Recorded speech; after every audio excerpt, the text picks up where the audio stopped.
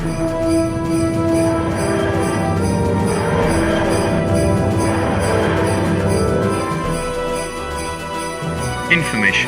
We will review our story, or you're all going to die.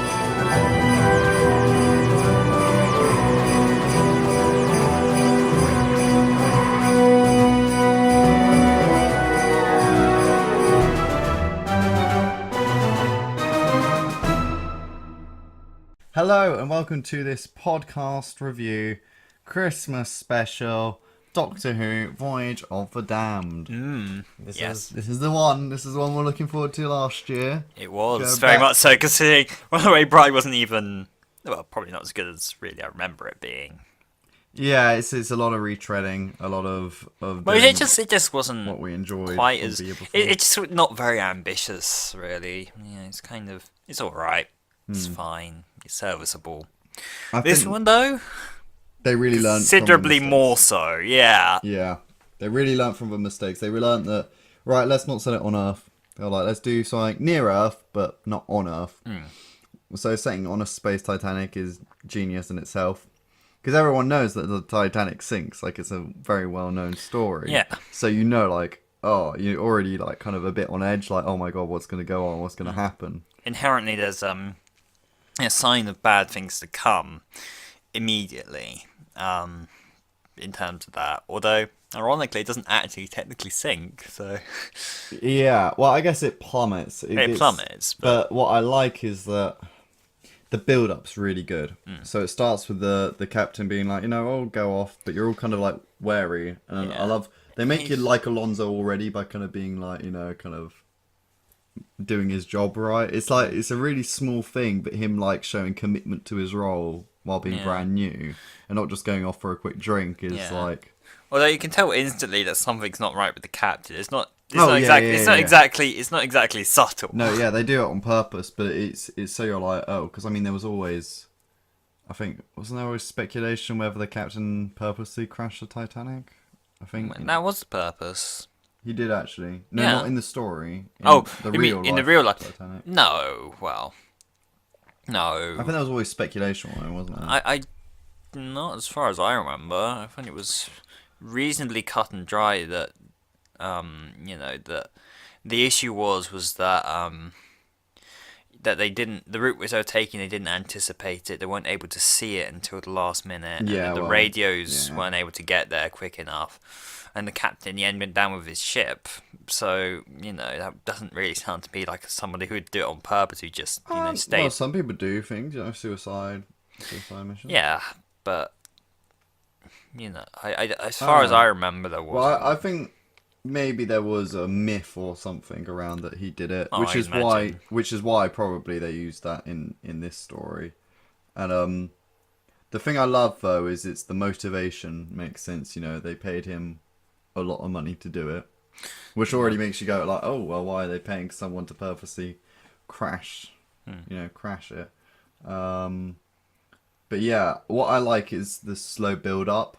Nothing really happens until about the 17th minute. The genius thing about the beginning of this story is that they set up all the major players subtly, but immediately, like in short segments. So you see a lot of all the survivors later on. Just in bits of the scene. So see the arsehole on his phone and Banaka Valata, wandering around talking to ladies, and you just get a sense of all of their characters immediately right off the bat. They're all set up just like in like a line or two, more or less. Yeah, and it's nice, like nothing goes wrong as soon as the Doctor steps out. I think the Doctor's probably on that ship for at least 2 hours before anything happens. Like, I think it's been there quite a while, and because they have the song "The Stowaway," which is a great original song by Murray Gold. That's a really good piece. And Murray Gold actually cameos in the background as one of the players with the singer on the stage. And then through that music, they're able to show all the characters and kind of they're enjoying Christmas. He's gambling, they're eating their food. Yeah. Astrid's serving. Banakalawata is just chatting up women, basically. Yeah, basically. And Mr. Copper is being Mr. Copper, who I love Clive Swift. He's great. Yeah. But in terms of an actor, it's the slow build up. I love all the the way he gets Christmas wrong. It's like, and then the world goes to war with the people of Turkey, in which they eat them for their Christmas dinner. I loved all that. Like, that's really just misinterpretation really of aliens. And then they go to Earth, and like, it's all empty.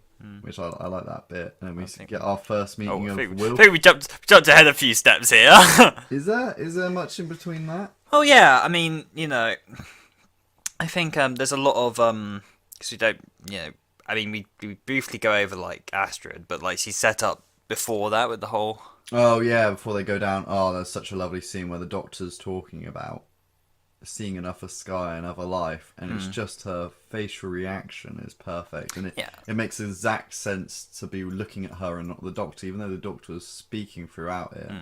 Like, it's great. Yeah. Like, really good, lovely moment, and like Kylie Minogue can act. Oh, very much. Well, that's where she's more or less started, wasn't it? Yeah, I mean, like, this is one of the few roles which Russell T, like, he purposefully wrote it for her. This role, which he doesn't usually do, he usually writes the role and then pick. Well, yeah, most people do, the best, but sometimes people do, and this was like one of the rare just times. Was able to get her and made up a role for her. But that was a really lovely moment, where he just talks about the other sky. Yeah, absolutely. That whole speech, and in general, Astrid is just kind of instantly likable. I mean, immediately she's like knocked over, all the glasses shatter, and the guy is horrible to her. What's his name? Oh, what is it? He is. Yeah, I just. Rixton Slade. Yeah, Rixton. Yeah, really well acted. Oh, absolutely. Because you hate him.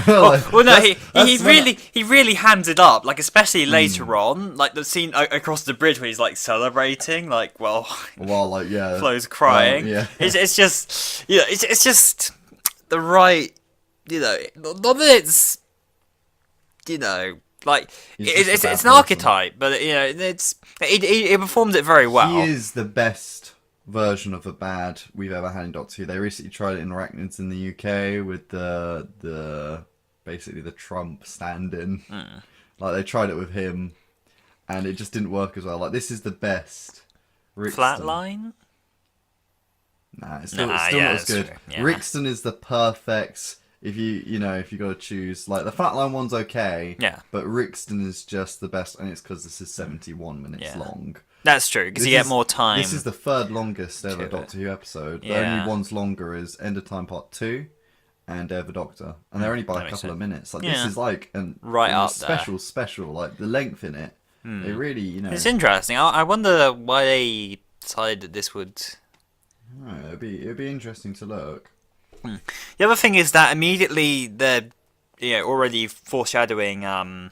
Max, like, I mean, that's the genius thing about him, is that, he's all over the place, but at the same time, you don't necessarily put two and two together, especially not right off the bat. So, like, you see him on the screen, you hear him for a bit, and, of course you get a bit of a sense that, he's kind of sinister, but at the same time, you hardly, it's not an immediate, he's... Especially when he's talked about less and less, but it's just the right blend of cheesiness, I guess, to him in a way. I love when the gold tooth, and it's like, she does that. She does that. That was a really good moment, just in there. Yeah. So So about this point, they head to Earth, and it's entirely empty. I just love the Doctor like going off at Banner Cafalata, like you're not really exactly subtle, like wandering around this chalky chestnut, just completely empty. Yeah, it makes sense. Although we don't really get that much in other Christmases, I guess, despite what actually happens in this episode. Yeah, which is kind of a bit weird. And we see, I think, in Turn Left that actually they do continue to have Christmases in London. Well, I mean, that was this is jumping forward a bit, but the Doctor says like the Titanic crashing in the Earth will kill everyone on Earth. Yeah. Yeah, in Turn Left, it only destroys London. That is. And that's my one issue. Maybe something happened on the ship, which allowed them, which like they managed to confine the explosion. Maybe Alonso managed to do something which stopped that. Because you got to think with the Doctor The not being nuclear there, things, yeah. yeah, like without the Doctor being there, those characters would have done a completely different journey, and they maybe Alonso managed to do there's several of something. them wouldn't have survived. I mean, Astrid, the I keep forgetting the guy's name, but the Ridson. arsehole. Yeah. He wouldn't have been warm with the Doctor on stage. Astrid wouldn't have come after the Doctor. Well, that is true, but then the Doctor wouldn't have had the initial reaction, so everyone could have been completely different locations. The shipman who, gets pulled out of the airlock when he opens the door, like he wouldn't have been there because he wouldn't have had to be No, escorted. he probably would have been. He would have been back on the main deck and would have got killed too. Well, who knows? But all I'm saying is that's the only explanation, that maybe Alonso. But Alonso's probably the only one who's still alive. Well, yeah. Yeah, he would have done it. He would have managed it. Yeah, that's probably it. He's the only one who could have done anything. But So yeah, we're on Earth. Wilf. Yeah, cool. Originally called Stan, but they decided that Stan was not a good name for a long-term character, so they changed it in the credits to Wilf when they realised that they were gonna, because obviously they were filming series 4 Yeah. before this came out, because it's filmed in like July and they start series. I guess the 4 original straight plan was away. just keep him as a one-off, random. Yeah, he was just a special guest. And then they just they filmed just tied this it all up. between 9th of July and 11th of August. It's quite a long shoot. Yeah. Well, The- for the length of time, it The makes issue sense. was Tennant's mum passed away. Yeah. So they had to kind of work around that and give him some time, which Yeah. is really understandable. Yeah, absolutely. But yeah, I'm wondering when Series 4 began production. I'll look into that. But basically, yeah. So they filmed this quite early on, so they realised that they could bring Wilf into it when they probably asked him, "Would you do it?" And they're like, "Oh yeah, let's just make him for Grandad." They probably had just the sweet idea of it, and it's a great idea. I love it because it means that the end of time thing, it's kind of, it starts there, like ages before we even hear about this. We hear about it, so Yeah, they way before. started. Was recommissioned March 2007. Production block. They finished filming. The 2000 Christmas special was July 2007, and production on the series itself began 8th of August 2007. So not so much of a gap. Yeah, like a month. So they would have realised quite early on that the guy playing Donna's dad couldn't carry on. Well, no, it started production with him. Yeah, they did. There's like cutscenes, but they realised like they weren't going to be able to do it. I think it was Partway it's through. Yeah. Yeah. So that's cool. But yeah, so they get to Yeah, I mean, Earth and have that nice conversation. They talk about the previous ones, the previous attacks, Yeah. which is good because it makes people watching it like new audiences. Because this was watched by 13.1 million or 0.01 million.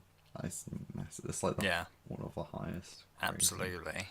And yeah, and All the I references wonder are why good. so many were watching it. Like, I don't know, because like it's just such a randomly high number. Maybe nothing else was on. I guess But you know, so. if this is supposed to be kind of a showcase of Doctor Who, or trying to bring in new audiences, then they picked a really good one for Being good. Yeah. Yeah. 'Cause, out of any of them, this one was. I mean, the next Doctor was 13.1. No, Voyage of Dan was 13.31. That's massive. That's absolutely massive, especially when the last one, Runaway Bride, was only 9.35. Absolutely. That's such a massive jump. And yeah, that's crazy. Yeah. That's crazy. Wow. I don't know what to say about why it'd be so high. Maybe there was nothing else on or something. Interesting. Well, I know that EastEnders, which went after it, I think did the really high as well. Just so everyone it was in that Christmas. I guess, maybe it was a really horrible weather-wise outside. Potentially. Funny enough, interesting story, I didn't watch this live. Because the host fucking scared me to shit.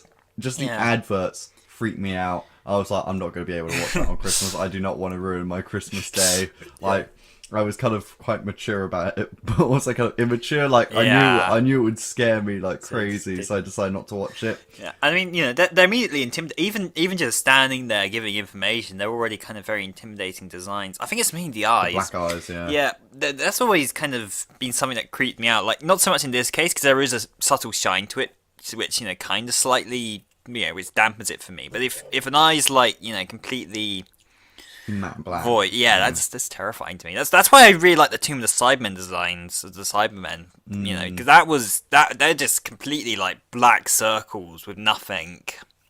And, yeah, at the time, that terrified me as a kid, Yeah, it's like the Clockwork Masks. They got the black eye. Yeah, I The mean that's always before he changed into the werewolf. His eyes went completely black. it's just the lack, scary, the soullessness, and any sort of life signs. Yeah, I mean it's always kind of freaky. They are really just genuinely good designs. The only thing I'd say about them is that sometimes the mouth movement sometimes looks like a bit puppety, I guess. But it doesn't really feel mechanically moving up and down. They're robots. I know when I first watched it, I watched it on YouTube. I watched it that someone had just uploaded it in parts on YouTube. That's how I watched it. I think I either watched it during Series 4 was airing or after Series 4 had aired or something. But I was like, I'm finally going to watch it. And like, this episode is sad. And I remember finishing watching it and being like, that was really good, but I'm glad I didn't watch it on Christmas. So I was not one of that 13.31 million. My sister and dad were, though, however. I was just like, I don't. And once it started, obviously, I didn't want to jump in halfway through.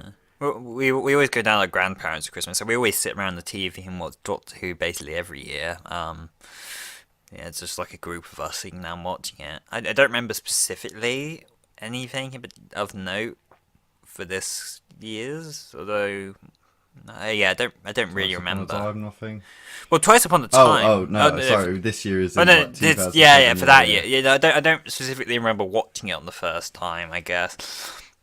But then a lot of my memory of watching a lot of the early Doctor Who is kind of a bit muddled and hazy. Although there's certain very specific things I remember, and I remember what I was thinking sometimes the first time I was watching it, but I don't necessarily remember actually the experience, I guess. But I definitely watched it on the day. I remember going back to school and even like a lot of people who didn't normally watch Doctor Who had to watch this episode, so it was. That's cool. Kind of interesting. Yeah, well, my friend was telling me yesterday, because I was telling him we're podcasting this one today. He was like, oh yeah, I hated that one. It depressed me. Which is kind of fair enough. Yeah. It is like a lot of people die, like a hell of a lot. Like loads on the ship die. We'll talk about some of the more emotional moments as we go through. But actually, we are basically we're on Earth, and it's Ash's wonderment about everything we take for granted, I guess. Everyone's just like, it stinks.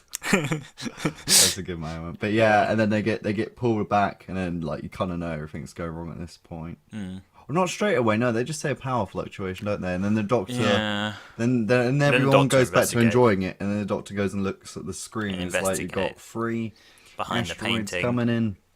Yep, and hacks into the system. And they try to Alonso. Though I love it how they just call him midshipman frame. Yeah. To start with, you don't get the Alonso until the very end, which was well played. That was well played. Basically. It was a long joke in the waiting. But and then basically magnetize the hull, the collision, and then everything goes to shit. Yeah, they try to drag him away. Doctor interrupts the band, being a bit rude. But I do like how it's the arsehole. That's what I only know of. Who actually is the only one who kind of he looks out, actually bothers to look and check, despite the because of the warning and whatnot. Yeah. So no, he's not dumb. No, exactly. He's not dumb. He's very just much selfish. That's. But it's I just love this story. The pacing is impeccable. It's so good. Even in the start when they're just doing all the setting up, just they just do tiny hints here and there that stuff's gonna go wrong. Yeah, and what I love is they didn't do the captain, the Hardacre Captain Hardacre, he doesn't like keep it all mysterious as to why he did it for Max to reveal at the end. I like how he just tells, Just you know, outright. Midshipman Frame. Like, Well, both of the villains had their own motivation for doing exactly. stuff. Yeah. And I love how they didn't. I love how he reveals it there. Because to start with, you know, like they think, oh, maybe it's just a terror thing. Yeah. But then it's like it's all the way through, and then like Rickson at the start saying, you know, Max Capricorn is going down the drain. You know, it's you can tell he's put so much time into this. Absolutely. And there's the crashing, everyone's dying and burning. Yeah, and exactly. Really That dramatic. inherently, you know, I mean, I think this probably has one of the highest body counts probably in the entirety of the show. Not that we see a lot of it, but at the same time, you don't need to. It's, you know, the fact that, tons and tons. They killed most of a ship of people on Christmas Day. It's, you know, it's really bold of them, but I really like that they kind of went all out on that aspect of it. And, you know, of course, more will die later on, you know, because the hosts. But, yeah, I mean, immediately, you know, there's like the Doctor, of course, they're all split off into a small group to escape. And then the guy gets dragged out the airlock. The one thing I'll say, and, you know, about this story in general, is, you know, I don't know if it's just because this episode was extended, so they had to do more budget towards the actors as opposed to anything else, but the effects work sometimes takes a bit of a hit in places.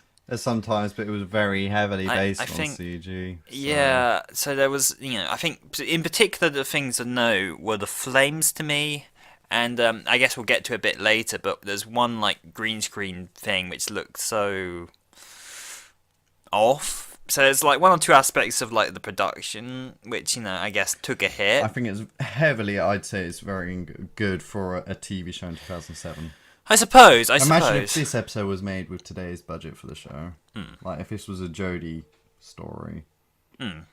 Well, we'd get a lot more talking. But yeah, the ship wouldn't even explode, they'd just be talking. They'd be talking about the ship exploding. Yeah. And it doesn't explode. There'd just be loads of racists. The captain's a racist. The captain's a secret KKK member, and he's crashing the ship in order to kill all the nationalities aboard. God. And then they'll talk him out of it. Or just send it back in time. And they'll have a pating. There'll be a pating instead of asteroids. Be a pating, take it. And they have to. It's literally the same story, isn't it? Pating, like stopping it from eating the engine. I think it's kind of actually, yeah, that is kind of fitting. Going back, it's, you know, the last episode was kind of, well, from when you're seeing this, but the last episode we watched was the Saranga. The crumpet. Yeah, and I mean, you know, just comparing this to that, like, you know, you say about the budget being higher, but at the same time, it actually feels like this one has, in some ways, has a considerably, you know, I mean, they certainly hire a heck of a lot more actors. Yeah. And they, you know, there's actually far more actual places that they get. Costume design, places. Of course, you know, I don't know how much they're paying the current guy for the soundtrack. A whole lot, actually. They had so many characters in this. So many tons, actors, so many extras. Yeah, exactly. And an entire kitchen crew, which gets some of those get speaking lines and dies immediately, and all the heavenly hosts and. Yeah, there's a ton. Good. Yeah, what I liked is as the crashing was going on, all the heavenly hosts just then like rose and got ready. Like it was great, and yeah, you knew they were evil. No, it's when it turns to Rickson and goes, "Your information, you're all going to die." And it's like, oh my god! Yeah, just outright say that. That voice, and then that's when he runs and is like, you know, listen to him. The shields are down. Yeah, and then the crash happens and crazy, and then the guy gets pulled from the ship. Which is kind of confusing, because if the oxygen membrane is holding, why would suddenly that door opening mean there was a hole in the membrane for the oxygen? So you know earlier when Rickson's by the window, a little rock breaks through the window, and it's like oxygen membrane like holding. Yeah. Like... Well, at least on that part of the ship, but it also, that part of the ship hadn't had its entire side blown off. Yeah, It's just a tiny gap in the window compared to the entire side of the ship. The membrane should be there already, or like like oxygen gets sucked out so quickly. Like literally, it would be in seconds. So if the entire hull was a ship, the memory would have had to be there straight away to keep all the oxygen in, or like they would have choked to death. Yeah. Before anything. So that's my issue. Right. Like, how does he get sucked out when like? So either there's no oxygen memory, or there is. Like this. It's kind of a little issue I have with it. You're right. But it's quite horrible actually when they're looking at the TARDIS. There's just some dead bodies floating around. Well, no, which is quite dark. Yeah, it is. It's, just kind of float. Yeah, but it makes sense. I mean, well, isn't that just the guy? Isn't that just? Yeah, there's like two. There's two. There's Okay. two. It's realistic because it's like, oh, how many are dead? It's like we're still alive. That's what's important. Yeah. But yeah, and then And the then we do hosts when we have the doctor speech. Oh yeah, the dramatic. Well, first he finally talks to Midshipman Frame, and yeah, it's good. And like he's been shot, and yeah, it was very tries good. to hide that. Yeah, I like that. How like he isn't like I've been shot. You know, it's just like yeah. Well, no, initially Trying he's to just do his like job. talking about the captain though. Initially, so he's captain's dead. obviously shaken by Yeah. all the events. And then that classic David Tennant moment. Yeah. At this point, it's not so overused by this point. It certainly gets to be like later on, but it's The Doctor. in this context, it's really good because it's basically just used to shut down arsehole. That's all I know him as. Arsehole Rixton. Or just say Mr. Slade. Slade. Oh, I bet that's Slade in reference to the "So Here It Is, Merry Christmas" because they used that both years prior, I think, didn't they?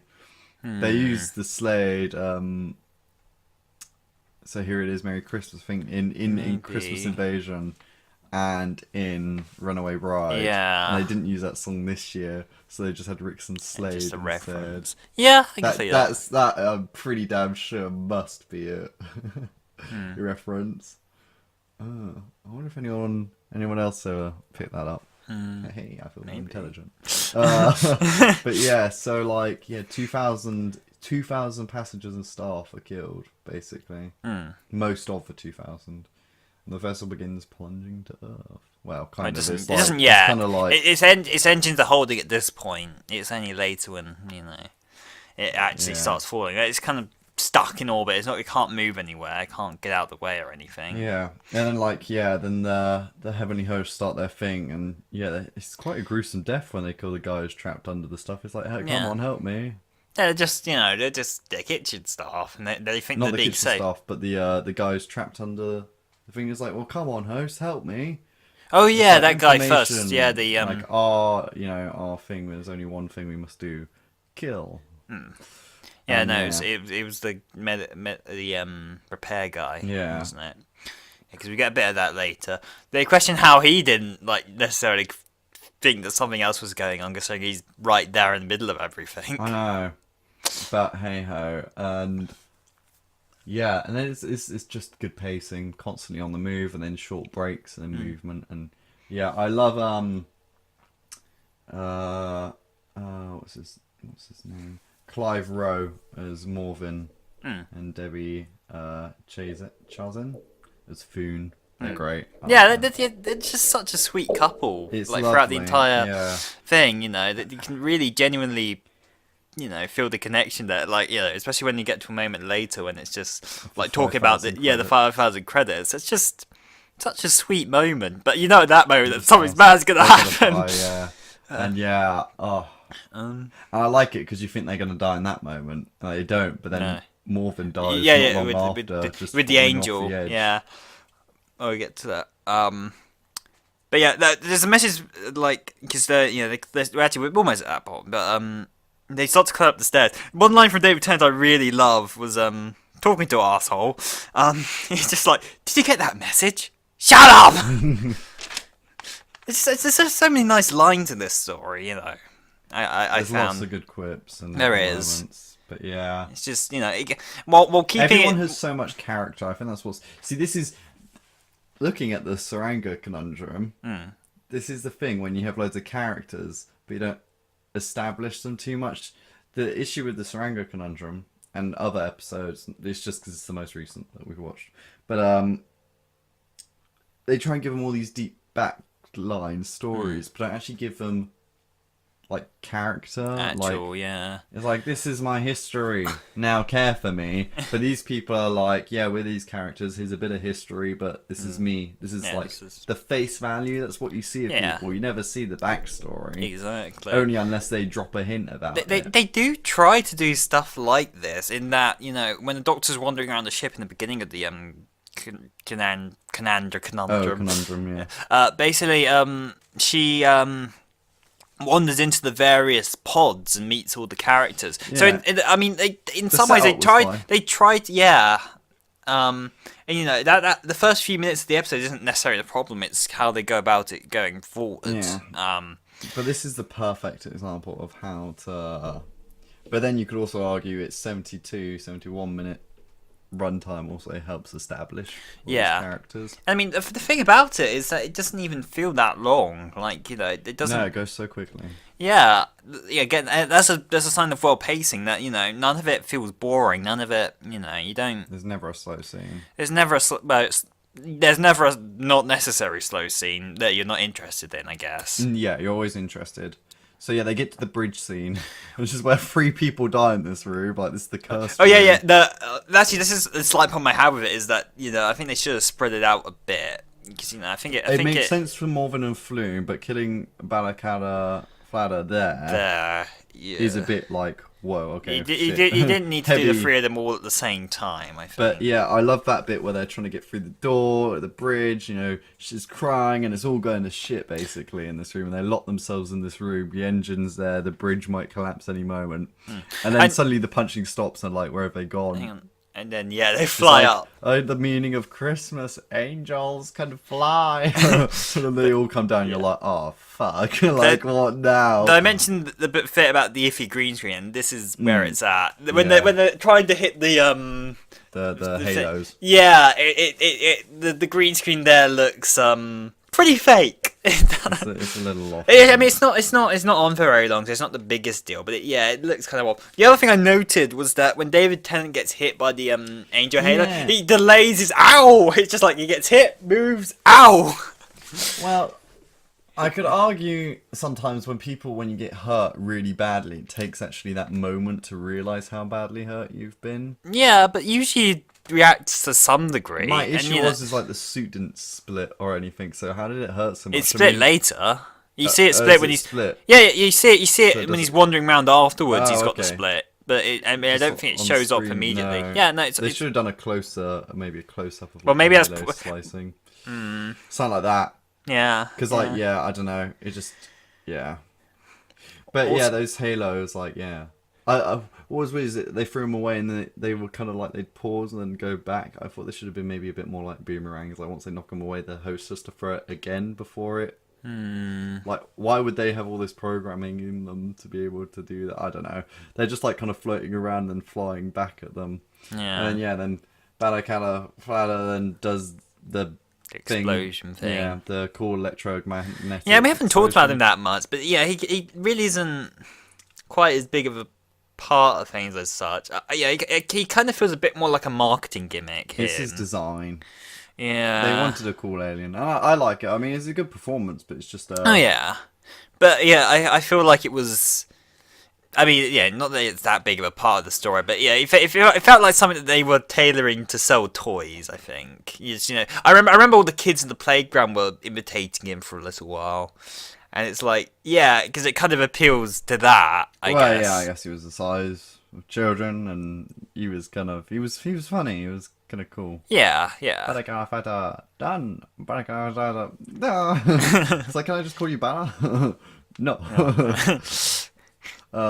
But yeah, and that's cool. And then they've got the thing, and I like how Mr. Copper talks about it. And then you get a bit of a backstory of Mr. Copper. He doesn't really have a home. He's always kind of slept. So he's just been like kind of salesman. Yeah, kind of fluffed his degree and whatnot. And then Floon. Oh, well, that was before. Well, no, the Copper's after, because they're kind of sitting round and they talk about it, and then it's Floon beforehand. Though. No, it's after, because they're like, use the thing, and it's like, it's dead, and then she. We briefly mentioned something, but they don't go into a lot of talking about Copper's stuff until afterwards. No, it's later. He just says, I used to sell these to give a place to sleep. Yeah. And then he's like, oh well, it didn't help with that one. And then like it's slowly getting up, and then Floon kills herself. Suicide, really. Yeah. She didn't need to, but she did. Yeah. Just Which thinking- is that is the darkest thing. Like she just openly kills herself. Yeah, in just Doctor Who, you know? outright, She's yeah. just like, I don't want Just to live couldn't without take it Morville, anymore. which is just really sad. Very, very Absolutely, sad. absolutely. It's probably the saddest one. Again, I think if they hadn't quite placed all of them all in such close succession, I think maybe it would have. Maybe that had a bit more of an impact, I suppose. I don't know. It was just very. That moment there was very, very sad because she literally just kills herself out of not to save them.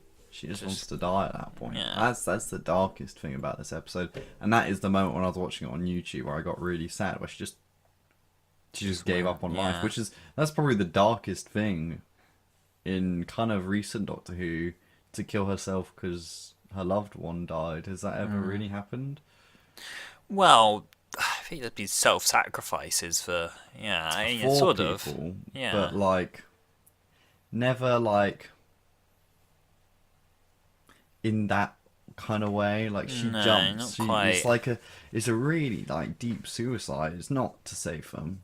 She just like Although it's somewhat helping. it's somewhat, but like it gave her a reason to do it, like Yeah. justifying it. Yeah. It's true. But I think she happily would have done that. Happily would have jumped without that there either. Like I think like she'd already decided she didn't want to live without him. Yeah. And yeah, it was true. a very sad moment. Absolutely. Yeah. But yeah, it was just sad to see Duke from Tracy Beaker Oh yeah. die. Really. I remember I knew him from somewhere. Yeah, Tracy Beaker. And everyone loved Duke, so when he died, it was really kind of sad. It was like childhood dying in front of you. Except and yeah, for when you change the channel and he's back on there. and they and there's Yeah. the Oh yeah, classic- I love the line from because after that they're in the room, aren't they? Then they have like the talks. I love Astra's line with like the Time King from Gatsby. Yeah. There's so many. Yeah. Oh god. And then yeah, they have the classic kiss.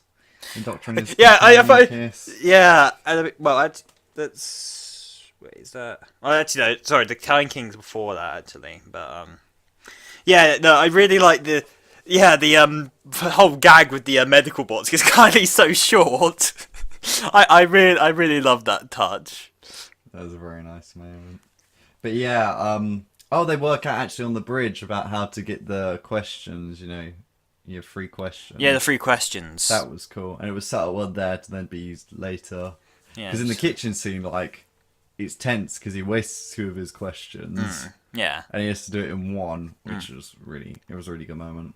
Actually, so I forgot to mention something earlier, but after the crash, when it's all crashed and everything, like just after the initial asteroids, when all 3 asteroids are hitting, and they're just in that alley, like the screen keeps going, "It's Max."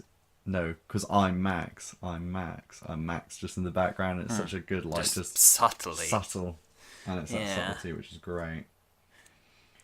But yeah, Yeah. then we find out. Yeah, then the Doctor then- goes to Depth 31 with and the the Take Me others- to Your Leader, and the others just go- kind of go back to the main room. Yeah, really. it's just well, they were gonna teleport off one. No, not teleport. No, they were gonna Signal for help. I signal for think. help. That was That it. was it. Sorry, that was later. Yeah. No, and then yeah, the Take Me to Your Leader line. I really like that. Like That was a nice and then one. being dragged I up by always the wanted to say angels. that. Yeah. And then then they meet Max Capricorn, who's in Yes. the wheels, the Hot Wheels. Yeah. Just ahead.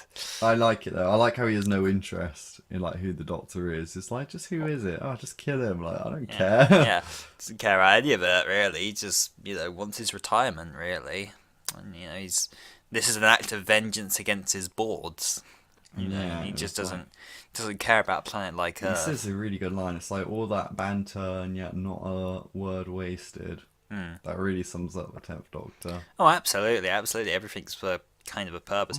And the whole Max twist, again, I mentioned it earlier, but didn't really see it the first time round coming, really. No, you don't. You just kind of think of him off as a distant figure. I mean, you see Max everywhere, but you don't necessarily and you think he's a bit sinister, but you don't necessarily put 2 and 2 together until you actually, see him coming out. Yeah, and you're like, oh, of course. Yes, Yeah. it's like a... And then when the Doctor works out, it's like, no, yes.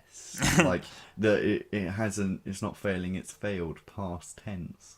But it's not just that, it's like killing the people of Earth and then they get locked up in prison. It's like, it is a great revenge plan, like, Yeah, absolutely. It's It's very much so. He's clearly been plotting this for a while, and he just decides that now's the time to take it all out. They're a fan of metal. All I see is like metal heads, with guitars and stuff. Lots of like metal girls just on this planet and him just there around them. Like with his tongue stuck out, the classic like metal photos. And it's just constant He's just stuck in a glass box. Heavy metal music, and like you just got sold this planet wrong. Like I hear they're a fan of metal. There's just lots of metal like heads there, and he's just there like, what the fuck? Raise rocks, because I'm Max. Ding. Yeah, another thing which kind of bugged me about this moment though is the fact that he's like, oh, why are the engines still on and whatnot, and then he just switches them off. Just like I assumed that the reason why he was doing all that in the first place was that he couldn't, but then he just switches it off. Like, why didn't he just do that immediately? Because I guess he didn't want to come out of his box. I'm guessing he was just waiting and waiting and waiting and waiting. But why didn't he just switch it off anyway? I guess maybe inside that. Well, if you can survive a supernova inside that chamber that he had, then I'm pretty sure not many signals could get through. So I think he was just waiting there, and then the host brought him. Opened the doors, it was like, what the fuck's going on, and came out. And it was like, wait, why? What? I was waiting for it to, slowly crash. I was waiting for an earth-shattering kaboom! The reason why the Titanic actually goes faster as well is only because the Doctor aims it in that direction. Yeah. Like, so the Titanic would still slowly have just crashed. not very fast. Not very fast. Also, Astrid, nearly, because she asked the teleporter to take power away from the main engine. I thought that was initially going to actually counter to something, like Astrid actually helped the ship to... But no, they didn't really bring that up again, despite, calling attention to it, which I thought was a little bit odd. Yeah. Well, it allowed for a nice ending for her.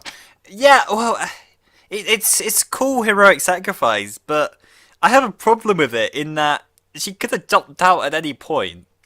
Yeah, no, well, there's really bad ADR. So the host cuts the brake line, and then you have that really bad line of David Tennant, just like, they've cut the brake line, like, just to tell you, like, that's why she couldn't brake. Because I bet it's ADR for sure by the sound quality.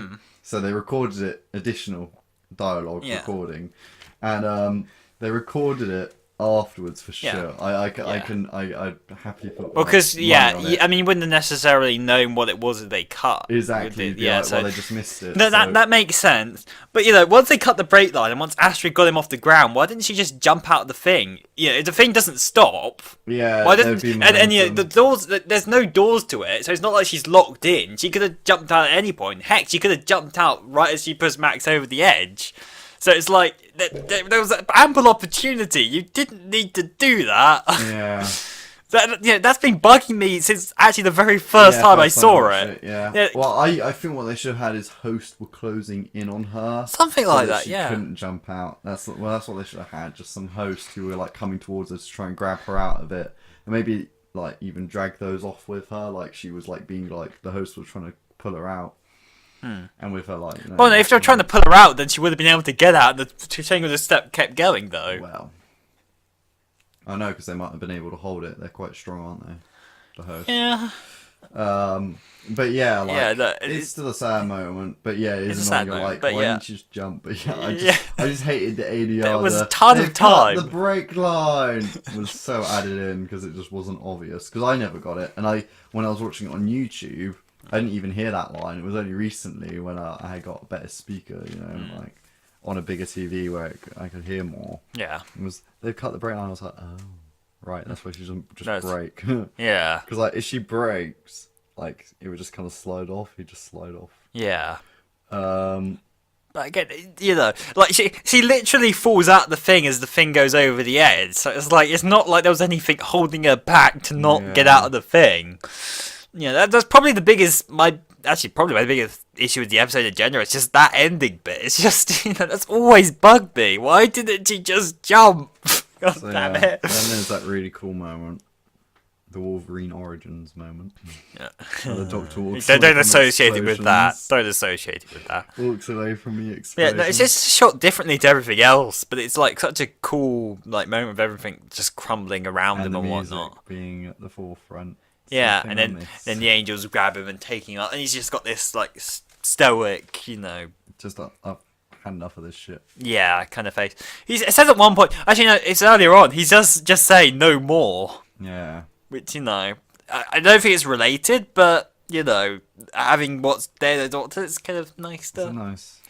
Yeah, the more. Doctor always Yeah, it thinks. smashes through. Really cool moment. A really cool moment when they fly out, and like the music, it's just ascending. It's really cool. Yeah, and then they save. They save. Yeah, the London, only thing is that there's a smash slight move whiplash with the Doctor suddenly joking around with like, the Alonso and whatnot after That's everything's something I would- happened. Well, that is the Doctor in a nutshell. Yeah, like, it is, He it can't is. just mope around it. He has a job to do, and he's got to save the day. It's true. It's true. And then they save Earth, Just about. and they have a Wilf like, "Don't you dare! Don't you dare!" Apparently, the Queen knows who the Doctor is somehow. Yeah, well, I think it would have been definitely passed down through the family, wouldn't it? Since Tooth and Claw about who the Doctor is. Well, I mean, he's supposed to be exiled. Not allowed to set foot, isn't he? Yeah, but they'd know about him. The Queen would know. Yeah, I suppose. Come on, the Queen would. And like, apparently, originally they were going to try and they were going to have Buckingham Palace still destroyed, but then Russell T decided that was too dark for Christmas. And also, Well, as opposed to I think everything else. in an earlier version, the Queen also curses the Doctor. Apparently, in an earlier draft. So, Fuck yeah. you, Doctor. Yeah, fucking dickhead. You spoiled my Christmas dinner. Fuck off, alright? Just fuck off. Go back to space, you bastard. Yeet, yeet, yeet. Oh, and then there's a nice. Then they try and save Astrid, but Yeah. she dead. Yeah, She and dead. I'm glad because they didn't cop out on that because you would I have like how thought the with Doctor Christmas was thing. like, I could do anything.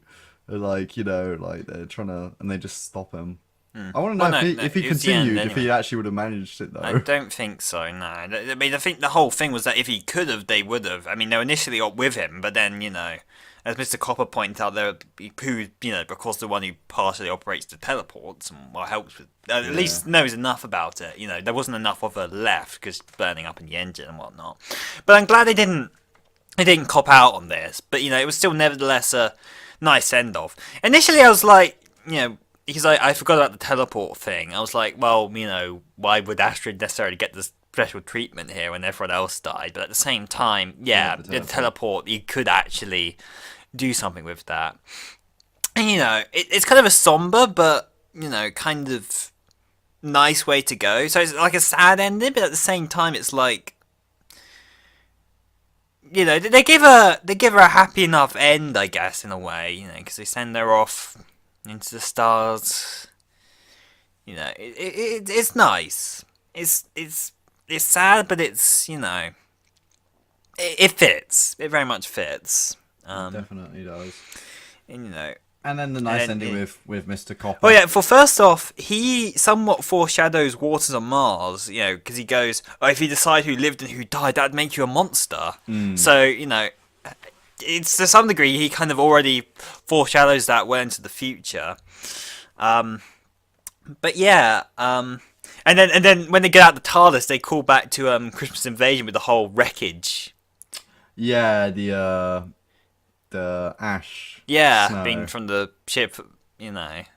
Yeah, that was a very subtle but kind of nice callback to that in a way. Well, they don't outright say it is; they just say it could be, but it probably is.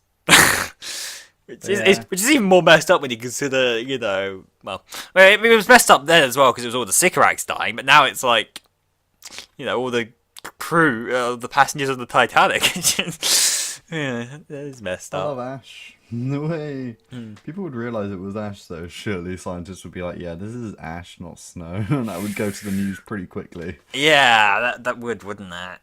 But yeah, I mean, It's that's kind of it. it's a somber end, but it's pleasant enough, especially with Mr. Copper getting his happy end. Alonso's maintained the Titanic. Able to get back and whatnot. I mean, again, it's a somber end, but it's hopeful enough. It's not, it's not completely, not without any kind of Christmas flavour, but at the same time, it's pretty hard stuff for Christmas. Especially when you imagine it's a lot. very dark. Imagine a lot of kids are watching it at this point. Yeah, it is very much about as dark as they've been for the Christmas special. Not that they haven't had some kind of dark stuff in other ones, but this is kind of a step above it. But that's what I love about it. They just don't hold back, I suppose.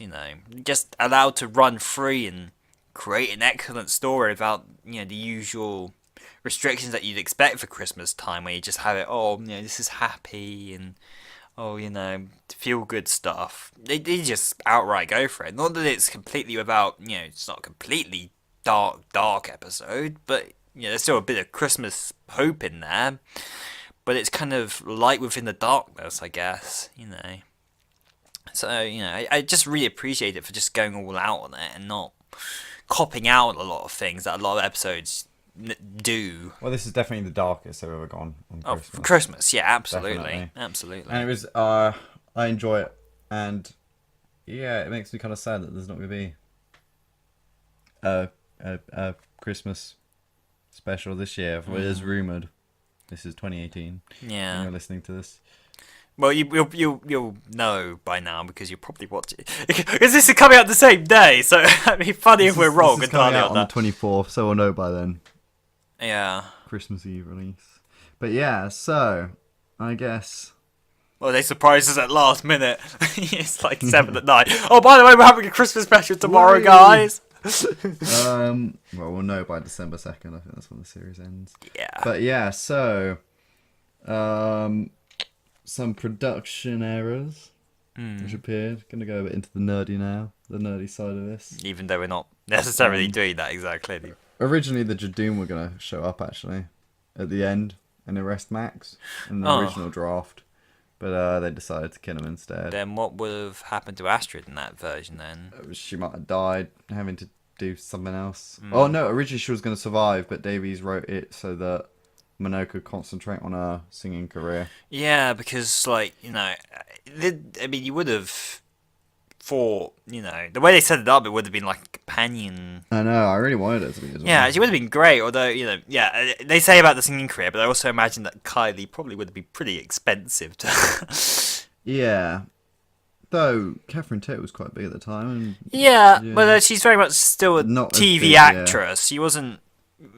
She's not Kylie Minogue levels of, So this episode marks the end of, a continuous arc, which started in Torchwood with Captain Jack. So Torchwood. And then at the end of that, Series 1 of Torchwood, and then moves over to Doctor Who and Utopia. And then it goes all the way till now, which is apparently about the year of a Doctor's life. So that's that.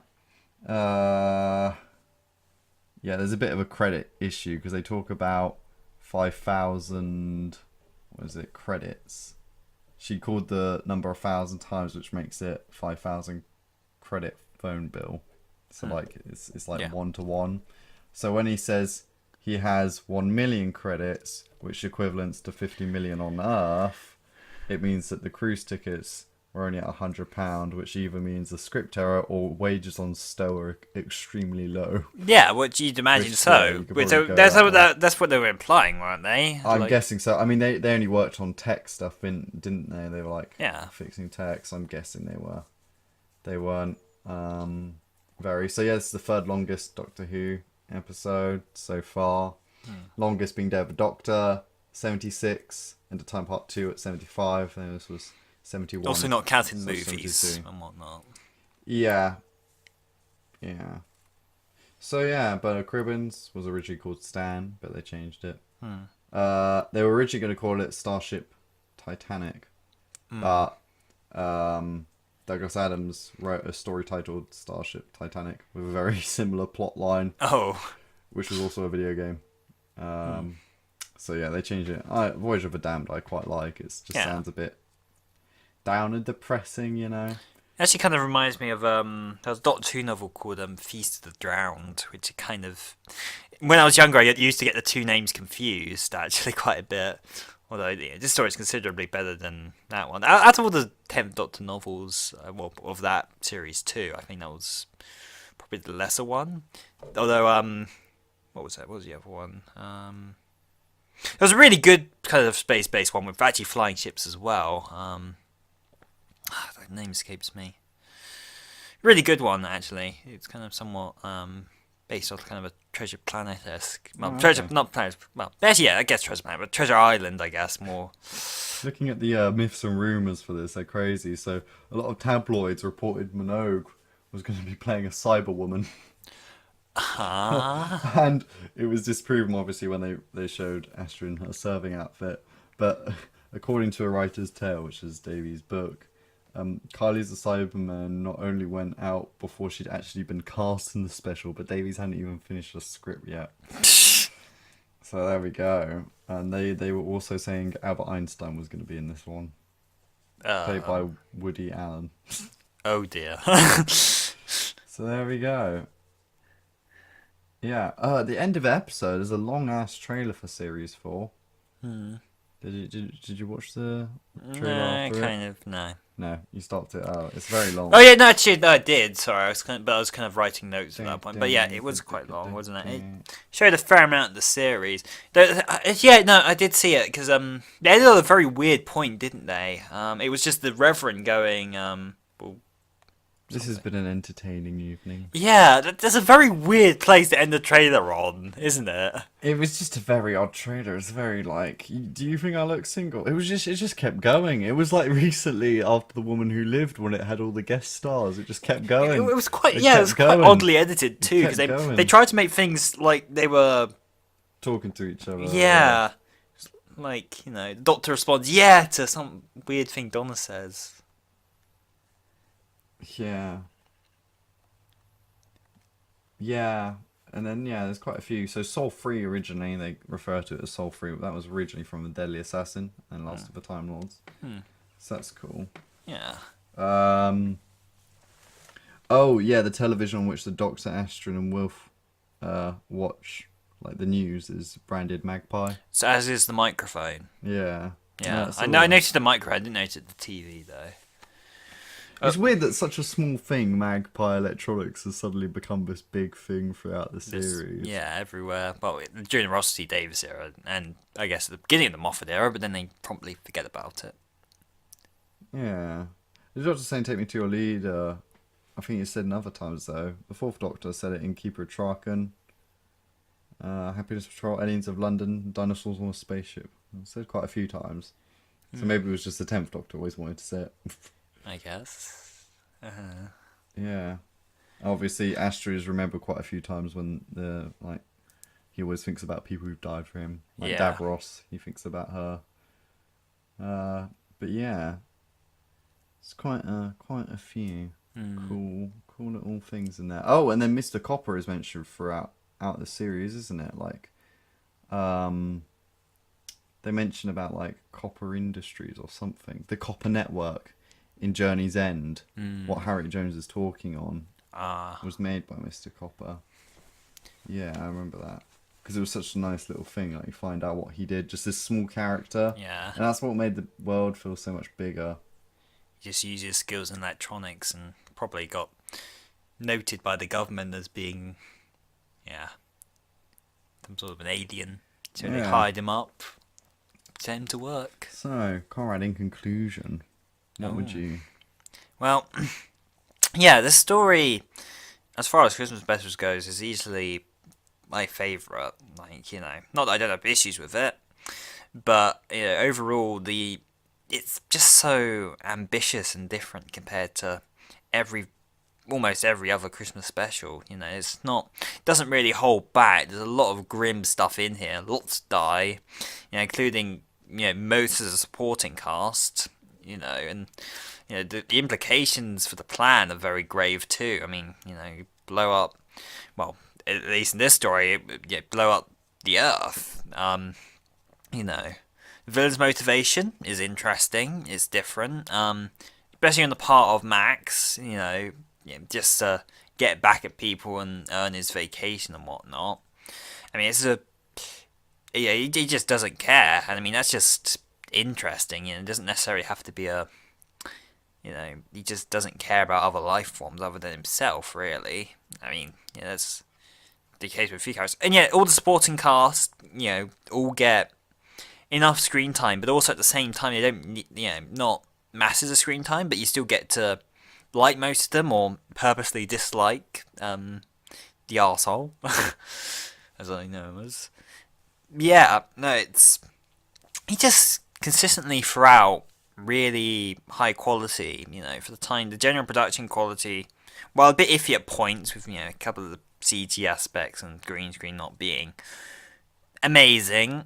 Certainly, in terms of the scale and the amount of things it had to do for this episode, it makes sense. And, I just kind of miss this grander scale tone to Doctor Who, really. I mean, like especially in the new series where everything just feels so much smaller. Just going back to this, with like world-ending cataclysmic disasters where like masses of people die aboard, it just feels like such a more. It's nice to have those mixed in with the small adventures. Yeah, of course. I mean, not every story needs to be to this level, but we just don't. Even in the Moffat era, like it just hasn't felt like we've quite gotten adventures that feel this grand, I suppose. In a way, I mean, sometimes. I mean, you got stuff like Dare the Doctor, of course, but I mean, a lot of the adventures are like generally smaller scale, or focus on like a very small area. Or a very small cast of characters, should I say? Not nearly as many people's lives directly at risk, I suppose. So it's like I'd like to see a few more episodes, a bit more in this vein at some point. Although, very much we've shrunk the scale, I suppose, for the new series. So I don't think we'll see anything like this anytime soon. But yeah, really, really like it. Out of 10. Oh, are we still? Yeah.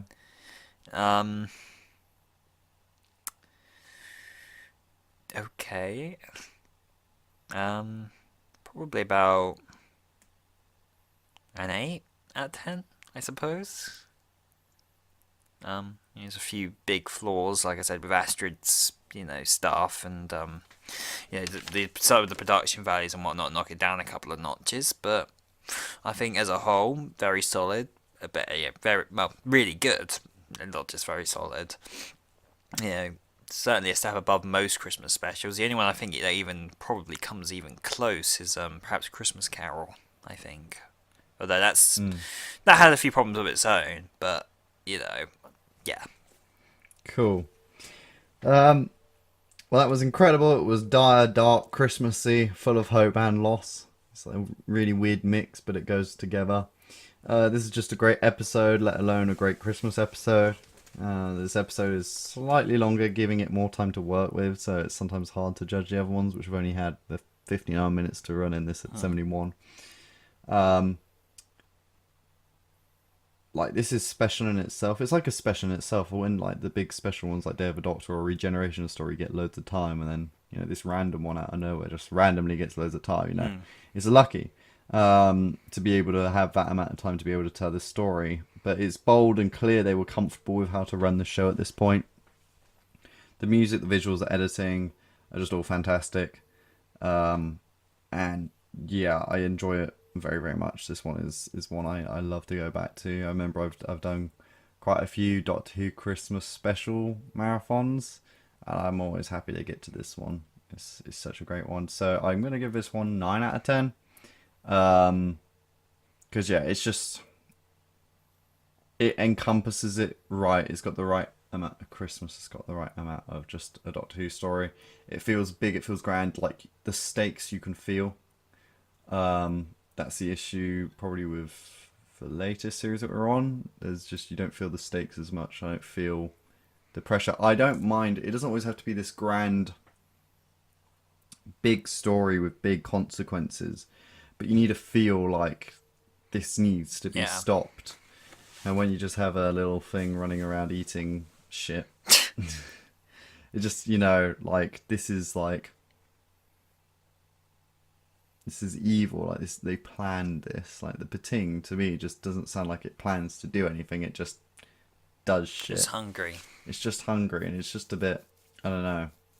It didn't work with the genre it was trying to do. But yeah, that's enough. That's enough time. But anyway, so yeah, 9 out of 10. I'd rate this. How would you rate the Christmas specials that we've done so far? So this one at the top for sure. Well, yeah. Voyage of the Damned, and then Christmas Invasion, then Runaway Bride. Yeah. Yeah, I think we're in agreement on that so far. Yeah. I'm not saying that Runaway Bride's bad, it's just not as good as these two. It's completely uninspired, really. And, you know, Really? I still quite enjoy it. Well, if you want to know exactly what I felt about it, what's last year's review, even though it's quite long. So is this one, though. I mean, if you've got through this one, sure, you can get through that one too. If you've got nothing to do on Christmas Eve. There you go. That was... So, thank you very much for listening.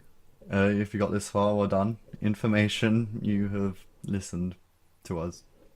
Yeah. Or you might not have. You could have just had us on mute this entire time. I don't know why you would have. That's a very odd thing to do. Who doesn't want to listen to this voice? Am I right, ladies? God, that was... What was that? Please cut that out. Yeah, Jesus Christ, that was...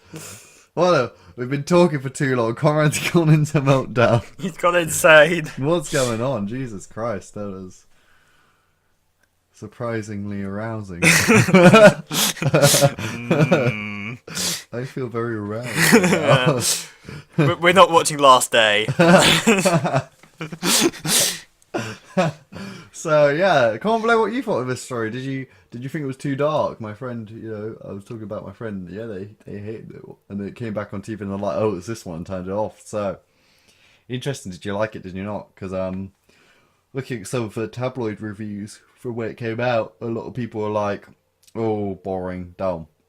Huh? I don't get it. But yeah, so let us know below what you think. At the moment, we're working on our 4th batch. We hope. Of reviews. So we had a bit Actually, of probably not by the time... Well, I'm not editing them at this point. Let's just put it that way. Yeah, but we got to record them first. Yeah, well, when we get time. Well, you probably would have before Christmas, so you're probably We'll right. hopefully get a couple done before this one gets released. And then we'll be working on it. Hopefully a 2019 release. Yeah. Well, what did we say? Like, how long ago has it been since you had the last batch? Batch 3 ended at the beginning of this year. Okay. Because we did a split. We did a series 7. We did a part 1, part 2. Yeah. And we split it up. And but we've done a few specials. This is like our 2009 year. I guess. Because we got the 50th stuff.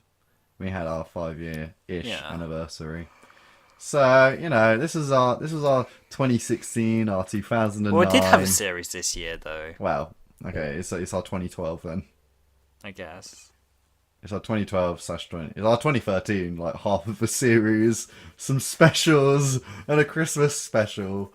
And then we're regenerating, and then we got a brand new series coming at you with brand new pictures of us because we've got older. And Well, we're not. And I lost a beard. Yeah, and I've dumb. gained stubble, so there we go. He's gained the beard. Well, slight. No, stubble. not to the extent I that wouldn't I say- do. No, not the. Not the full on. You describe Tramp it for beard. us. There we go. Your words, not mine. Yep. So, Merry Christmas, guys. Yee, as we established from last Christmas special, is now what Santa says in Conrad's continuity. I guess. Say it. You're contractually obligated to. Dude, that is a no. Why? God, you just ruined Christmas for me. Thanks for nothing. Well, thank you. Well, thank you. I'm gonna be sending you coal this year. Fine. Be like that. Ye everyone. This is like the most depressing end to a podcast. Much like how Voyage of the Damned depressed everyone. This is just a depressing Christmas. Yeah. Nick, I don't feel so good. No! No! I can't have a podcast shadowing myself. Damn it, Thanos. And now we're just completely jumping universes and everything. What's going on? We gotta stop. We're going off the rails. Alright, well, Conrad's not here anymore, guys, because he just got turned to dust. So, ye, and have a happy new year. Boy!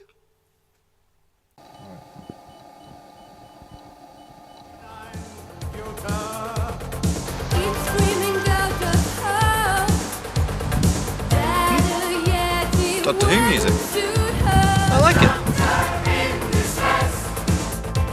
Eyes of Harmony, batch 4. Idiot.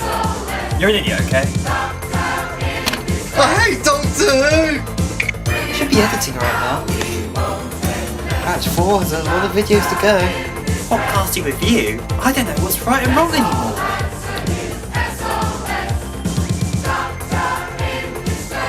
Toilets.